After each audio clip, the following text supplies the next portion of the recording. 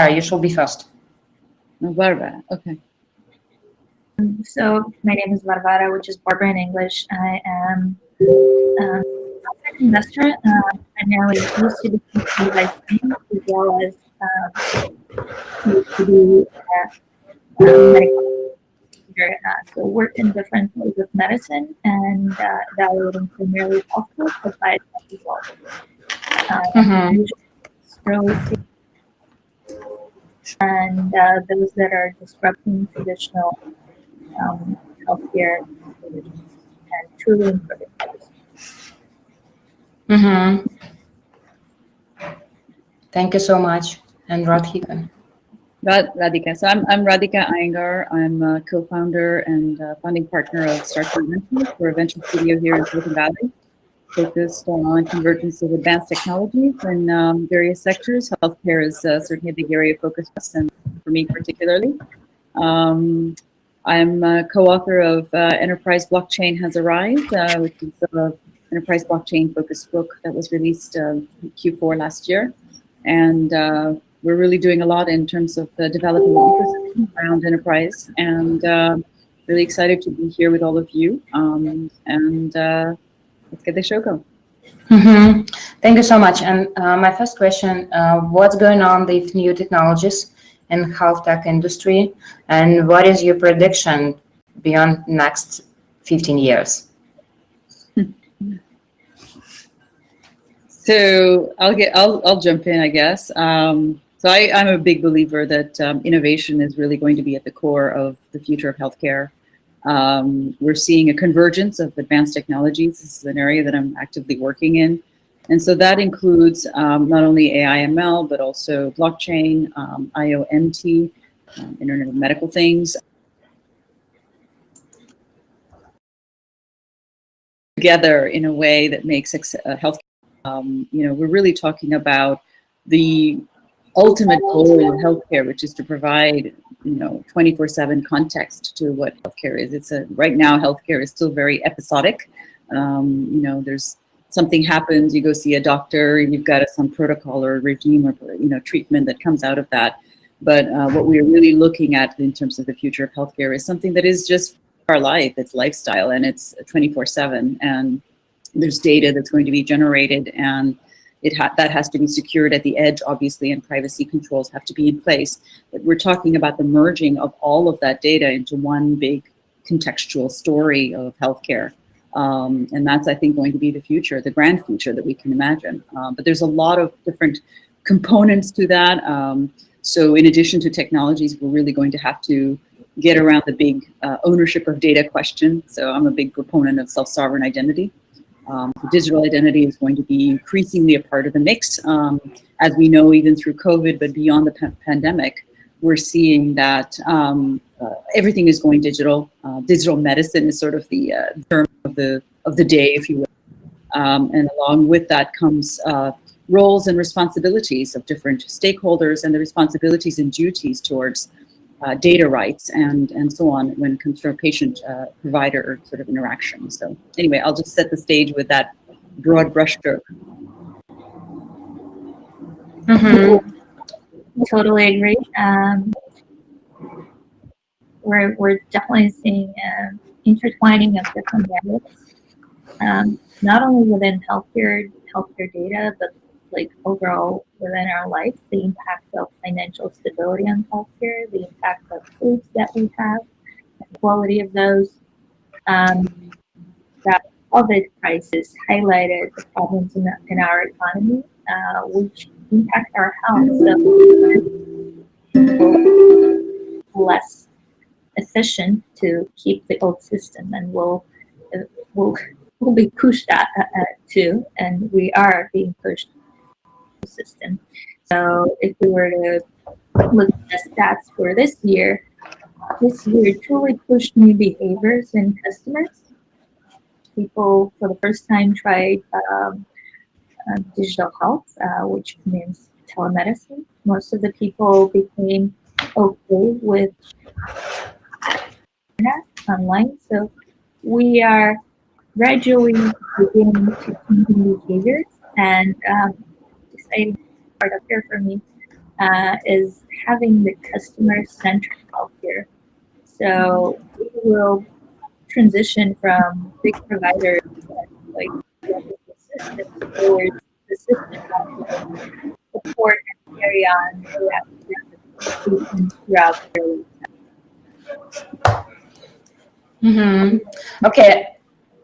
Yeah. And what's going on the technology side? What is the new opportunities for the, I don't know, like artificial intelligence, maybe robotics, something like the new pharma for the new generation? What do you think? What is the next big thing? Well, I think we kind of touched on that already. I mean, if we're really moving towards this patient-centric care and really achieving patient-centric care, it is going to have to bring various technologies together. As Barbara pointed out, the pandemic has been a game changer because finally telehealth and telemedicine found their product market fit, and that was because of the urgent need for everything to be remotely accessible. So in order to achieve this 24/7 model that we're looking at for healthcare and, we're talking about the role of AI being amplified, because if you look at AI in medicine right now, you might see spotlights in terms of digital pathology, for example, or other areas, radiology, for example. But these potentials are still, I would say, have to be further realized. There's a lot of issues with the data sets in general. And so in order to achieve the truly large, inclusive, diverse data sets that we're talking about, we really have to integrate blockchain-based infrastructure on the back end, which is going to open up greater interoperability and data shareability on the back end. And that's going to make the AI much more effective. But let's not forget that, garbage in is still garbage out. So what matters is the collection of data. Those inputs of data are going to have to be accurate. They're going to have to be secure. They're going to have to remain private to individuals. So as we're seeing this huge explosion of Internet of Medical Things, of sensors, of wearables, and continuous patient remote monitoring being available, that edge sort of security and privacy is going to be instrumental in all of this. And the quality of data, sure, is also, so we can't say that a wearable is just a wearable. It has to be medical grade. What's the input? If you're really talking about medical and clinical settings, that accuracy is key. So we have to see pre-care, acute care, post-acute care, all of that care has to be secured by the right kinds of data input. So we're really talking about a data story here. So there's convergence of multiple technologies coming into place here. So AI just in and of itself sounds great, but what is it based on? It's based on data that you train it on, the algorithms that are developed around it, it's inherent bias that has to be eliminated around AI. So there's a lot of different elements that have to come together to paint this grand vision that we're talking about. So you ask about what's next in technology, it's all of the above, take all of the above. Same thing goes for the future of pharma. I think, the world prescription drug supply chains are really endangered right now, and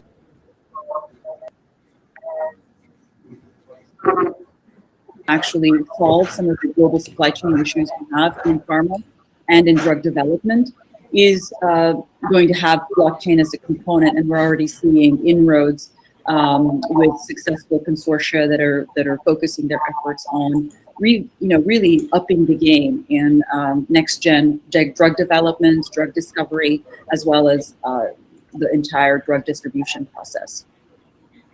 Yes, and I want to introduce Mariana. Could you please introduce yourself? Finally, you're here. Sorry for that. And I'm happy to be here. Thank you. I'm Mariana. Hear myself wisely. And I'm managing portfolio of companies for local office where investing in digital health, medical devices, healthcare-related projects, and actually in healthcare space for 15 years. We've invested a lot of in robotics, in interventional solutions for hospitals, and about digital health and what is from now on. And you mentioned data and privacy and artificial intelligence. And all of it is going to be very important. It is important right now. It's important right now. But what I'm looking for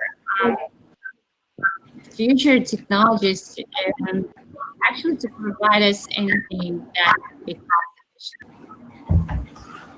efficient and actually take care of the production, take care of value chain, people who develop, produce, then use devices.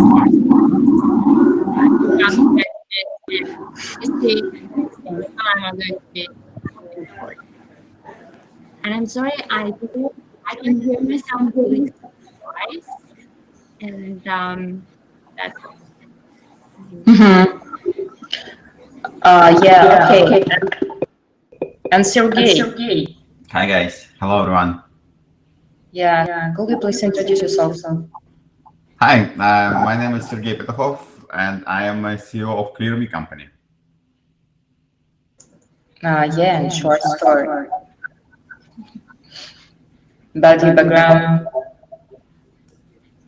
Yeah, I'm just sorry for running late. Yeah, and a little more background in healthcare. Sure. So, like myself, I'm a trained scientist. So I basically educated at the Moscow Medical School and went to University of Cambridge, Department of Biochemistry. That did my first postdoc at the University of Edinburgh in Scotland. Worked in the virology space, and then I did my second postdoc at the Rockefeller University here in New York. And so that's my scientific background. And then I worked as a consultant at a law firm. We did IP litigation for big pharma companies. And then I worked for private equity VC fund that focused on nanotechnology. And I've spent about 10 years running my venture capital fund. And we focused on making early stage investment in biotech companies. And since last year, I joined as a venture partner Start Accelerator, working on developing a biotech platform or pipeline of projects at Starta, and also running a couple of my own biotech kind of startup companies. One of them relates to a situation what's happening with COVID. And so the idea was myself and a couple of colleagues of mine.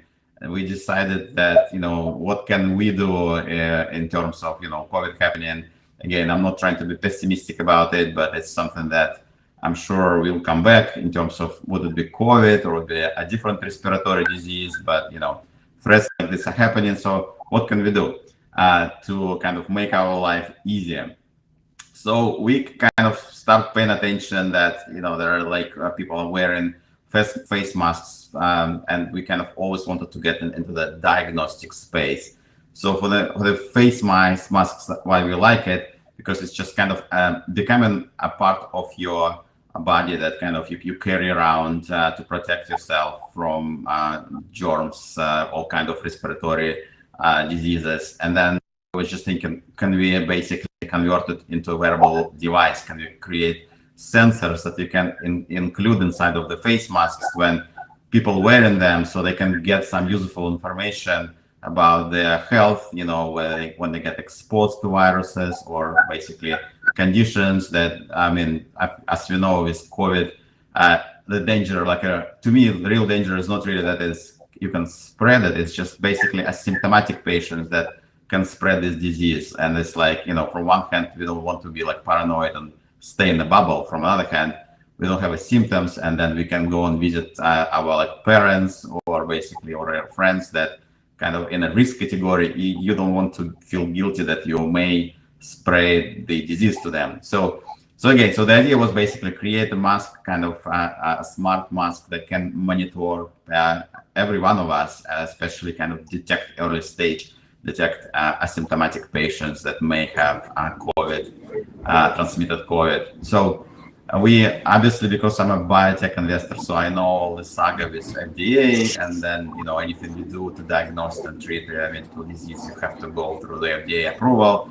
Again, there's nothing wrong with this. We prepared for that, but we decided to start with something really simple. So we said, okay, so we're not gonna, it was like, again, we're not trying to trick anyone, but we decided, okay, can we actually do something usable with a face mask, put like some sensors to it so people can actually like the technology, start wearing it. So that's how the idea came up. So we created a sensor that will change its color. The more you wear the mask, the more you basically talk or speak.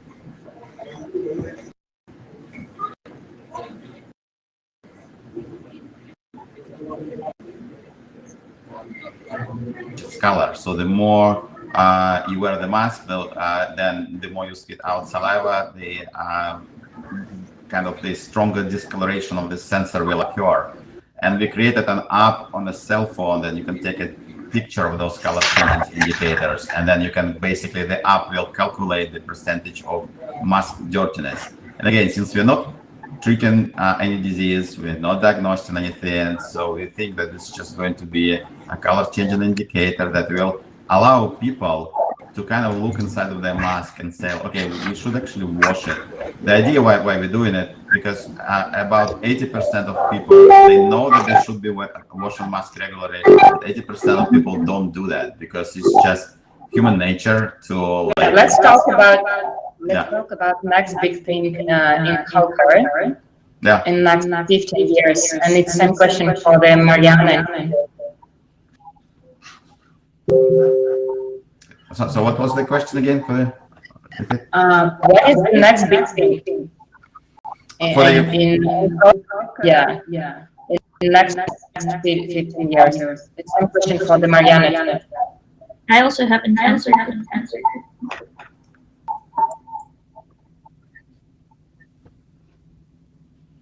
Is someone hearing a huge echo?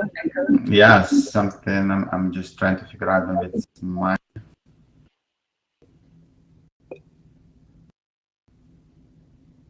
So I'm sorry. Who needs to be answering? Questions for the Marianne. Okay. No, I can tell you my 2 cents basically, like what I think this next big thing is going to be. If you don't mind.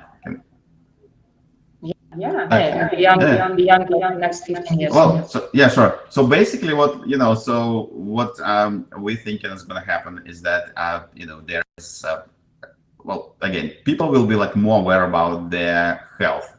2 things are happening. Number one, I think everyone kind of realizing that preventing a disease.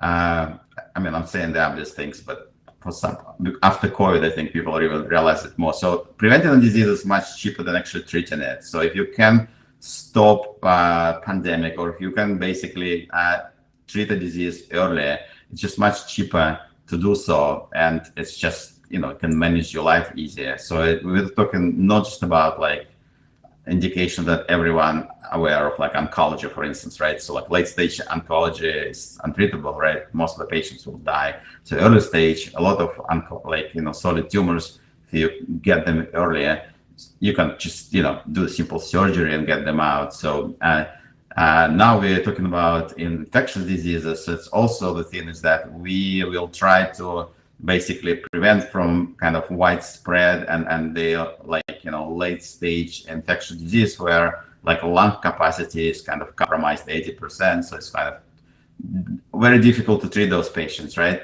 So I think this is going to be changing. Like a lot of technologies will be developed to continuous monitoring of human health. Again, wearable devices, I think, will play a big role in that. It's just, again, it's strange that if you drive a car will have probably like, hundreds of different sensors in there just to monitor how it works, right? Just piece of metal driving you around. Humans, however, we don't have any sensors attached to us, not yet. Maybe like an Apple Watch has a couple of sensors, right?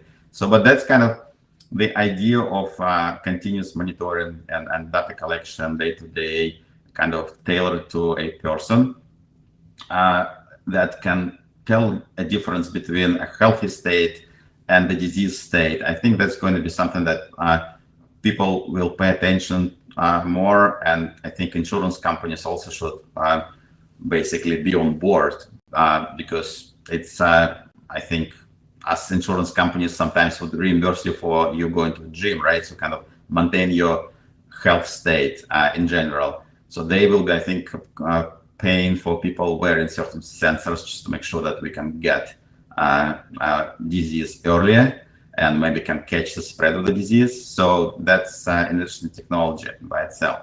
Also, as we know, this year or next year, I guess 2021, that was a new rule. Again, not to go to the politics, just happened that Trump was the guy who initiated, again, maybe it was before him, but that's what I heard from the news, that the hospitals now have to basically provide or publish their prices for their services, which is, I think, is a huge thing because it's the only industry where we as consumers don't know how much it's going to cost us to get treated. And the prices, they really dramatically vary from hospital to hospital. So with that in mind, I think people will be more cautious about, where to get help. And, obviously the quality is important, but provided the quality is the same, obviously people will be kind of seeking to get a cheaper treatment. And also that actually brings hospital to a point that in the prior years, there's been like a lot of interesting, cool technologies that would be interesting and available for hospitals, but they would never adapt it because they didn't care. I mean, insurance would pay any money and then they didn't have to disclose their pricing for the consumer. Since that's going to change, right? So now at this point, hospitals will be like more actively innovative or innovating new kind of, acquiring new technologies, cheaper ones, safer ones. For instance, I have like, I don't know how much time we have, by the way, I can talk hours about it, but there are like, yes. like The next question, let's talk about short-term opportunities for the investor. For the investors. Yeah, well, maybe Barbara, what do you think? Getting back to that question of investment, I don't think we should do it where it is. There are opportunities everywhere for with still depth of that.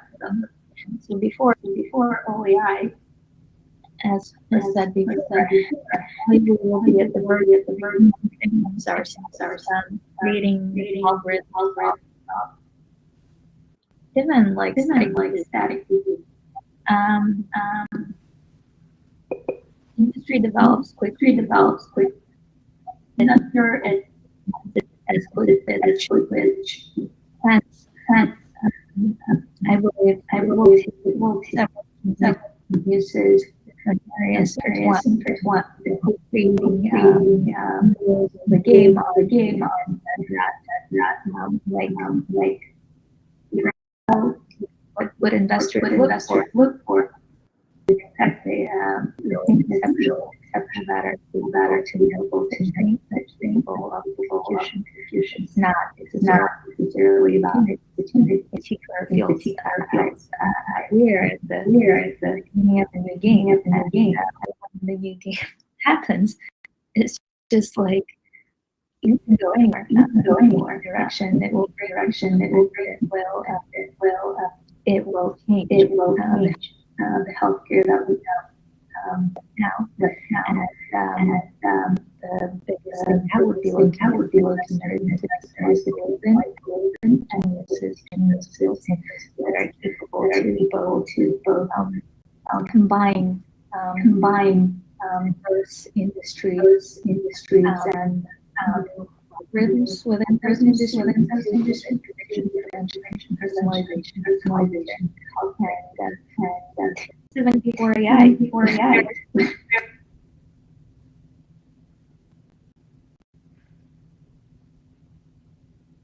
Okay, let's talk about the same question. Let's talk about the same question.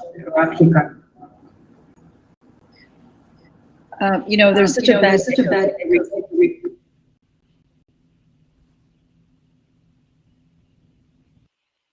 Hi, could you repeat? I'm hearing myself on echo as well. I'm just going to mute myself just in case. Maybe it's, I think that's much better. I don't hear as much of an echo. I think there was really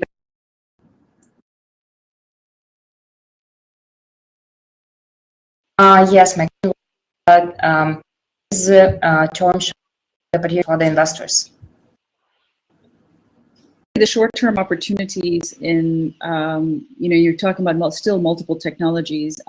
We've all been talking about this remote patient monitoring, continuous patient monitoring. I think those continuous aspects are really critical. Because, I think if we're really going to get to this patient-centric model, that's going to be a key component just in terms of the input of data. As I was mentioning, it's a complete data story. And so the input of data with quality devices and sensors that are putting in the right information into the system, I think that's a real key component of this. So I think continuous remote patient monitoring is really going to come onto the scene. It already has been for a number of years, but I think having these medical grade inputs and sensors are going to be a key component. And I think that's a good place as any to integrate into the system. Telehealth and telemedicine is going to continue to be part of the play. We've already seen the adoption this year due to the pandemic situation, and that's going to continue to be the case. But it's really integration of all of these systems that's going to be the short-term big bang for the buck, if you will. You know, what are the systems and platforms that can effectively combine all of these inputs as well as systems together seamlessly? Because, you know, right now, if we've got telehealth and telemedicine in the mix, it's still somewhat isolated and it's still somewhat fragmented and siloed. And so we really need to get to that next place in healthcare that we're all trying to move towards, which is continuous healthcare. I mean, it's not just this episodic healthcare that we've been talking about, right? So in order to really bridge that to the next level, it's going to be all of those intermediary steps that we're talking about, integrating telehealth with, say, you know, patient monitoring devices, et cetera, with systems on the back end and workflows. And so there's some very practical components to this that I think are really great places to start.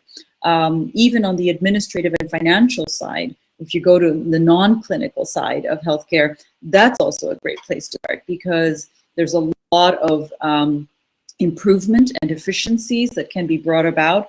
And even as we're transitioning to this next gen way of doing healthcare, we've got to think about the current systems even in their flawed state as we have it, and how do we bridge that and transition it to that next state. So there's a lot of bridging the gap and intermediary steps that I see as really great short-term opportunities for people to get involved with, both on the entrepreneur side as well as on the investor side.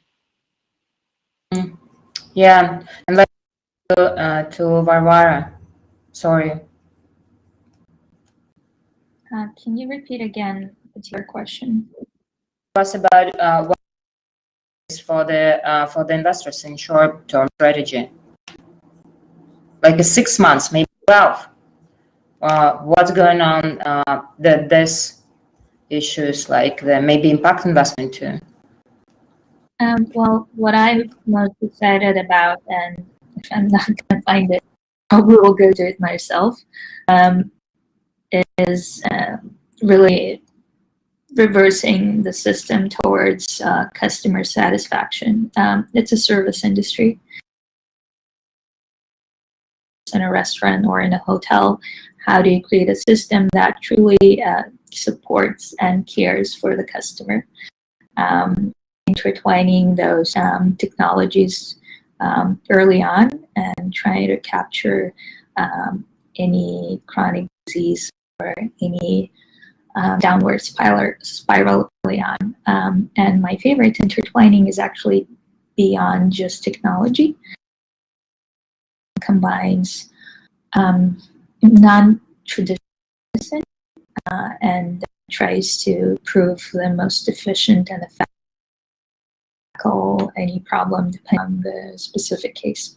So my area of interest right now is how can there be a constituent health approach towards masses. And that was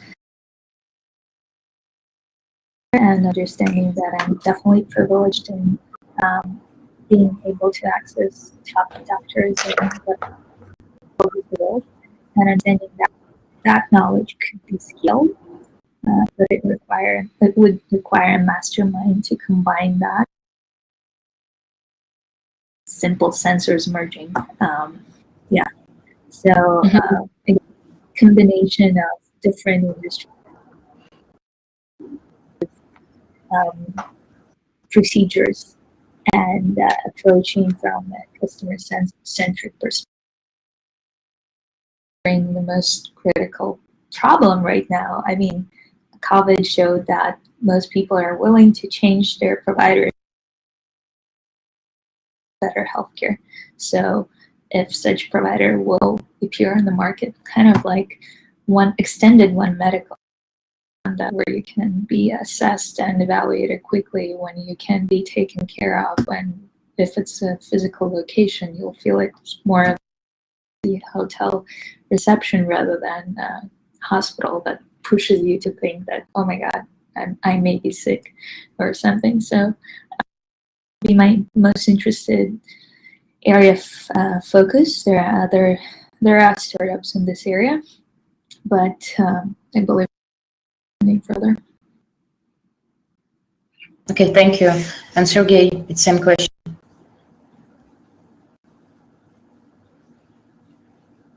No, you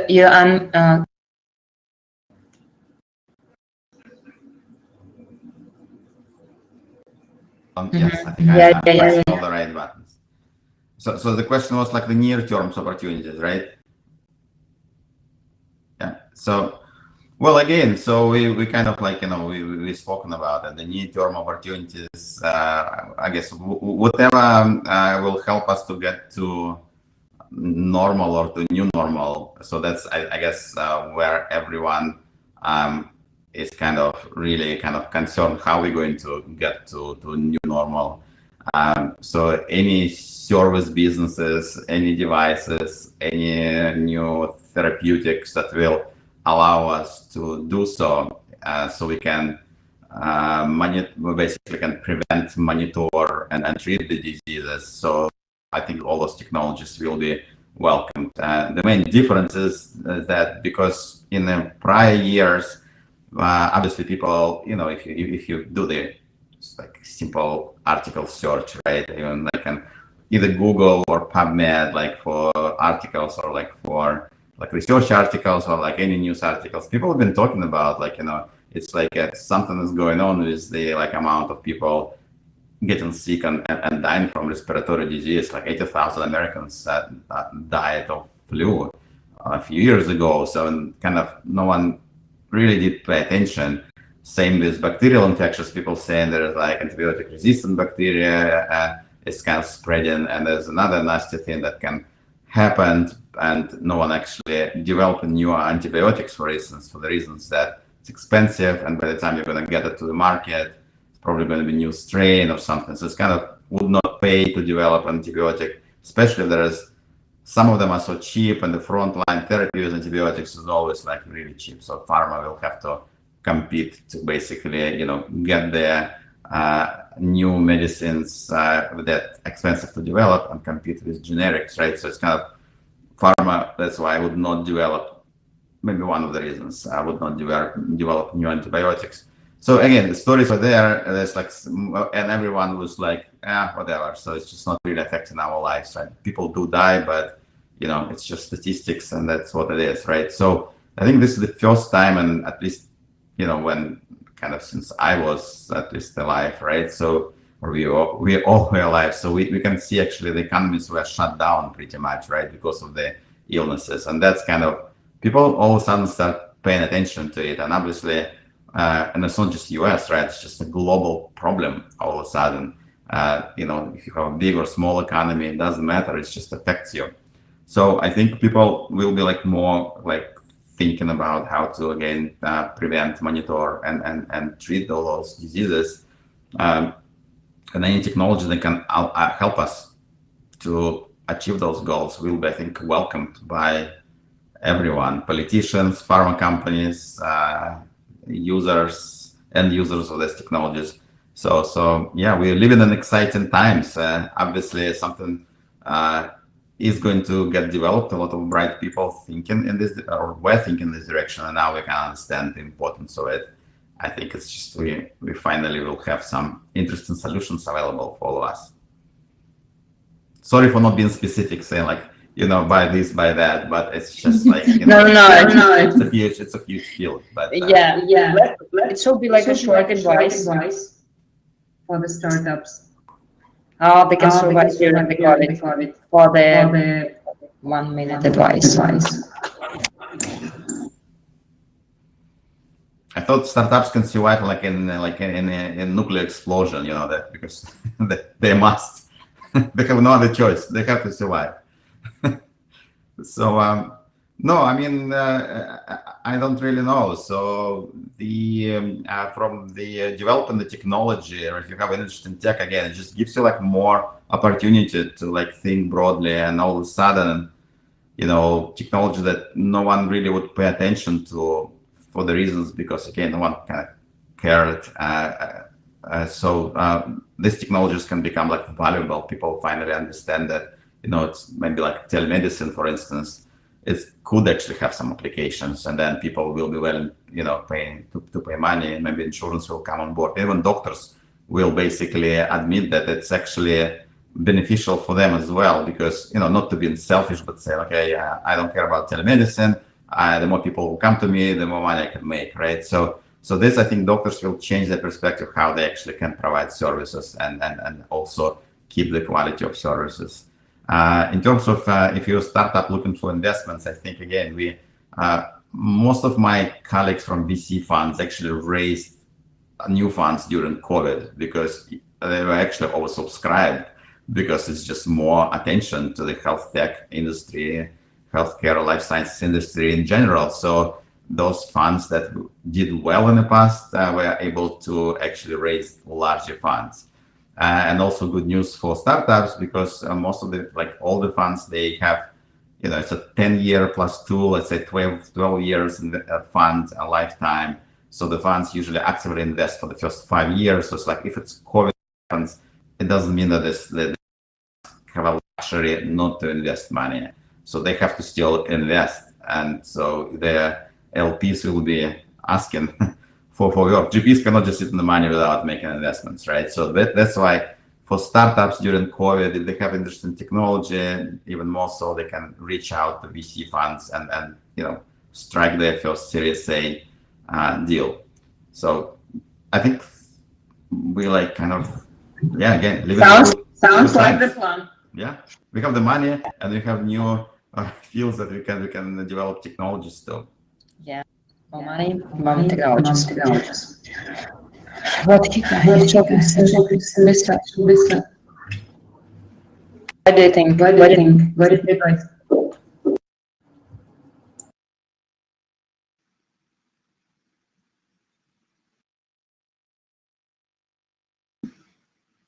We can't hear you.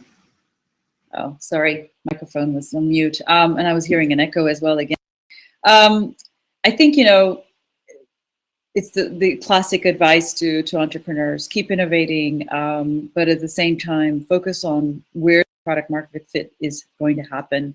Think about the next 6 to 12 months. As we've all been talking about, this time during the pandemic, a lot of previously on the shelf sort of waiting in turn technologies like telemedicine, like telehealth, it was around for a long time, but it's just this year that timing was right. There was an urgent need. Product market fit suddenly happened.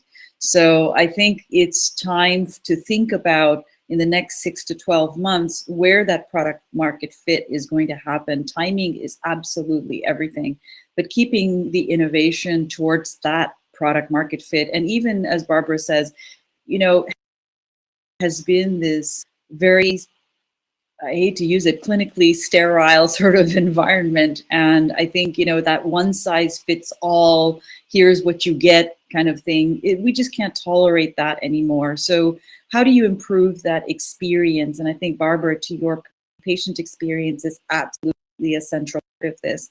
It's not like we're just some number as a case number walking through the system. It's about that experience. It's about the engagement. And I think that engagement has been largely missing. So if we're really going to solve the next generation of health issues, and it's going beyond chronic disease management, it's about prevention, as all of us have been talking about.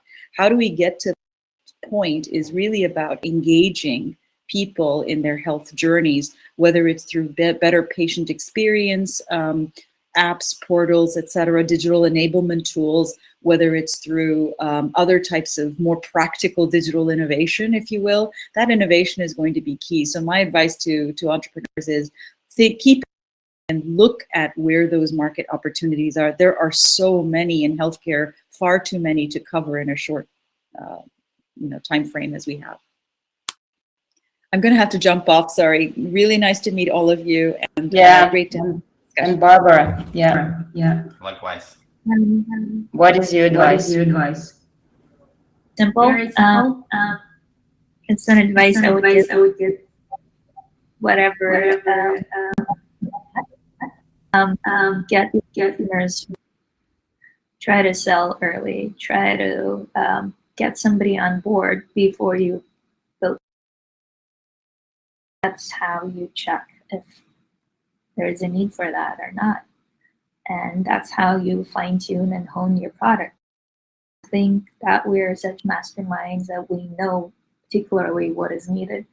But then eventually we'll start doing that, and we reiterate millions of times. And oftentimes we think, oh my God, we weren't thinking about it. But hey, that's the process. That's the process of getting finalizing the product that is truly needed and sought after by customers. And how to do it properly, it's not only try to be very specific about partnerships. Those companies you'll pick, those winners better be winners. They will guide you into the market as well, and be both the best way to test your assumptions as well as enter the market. So start early, partner, and your best benchmark is your customer satisfaction.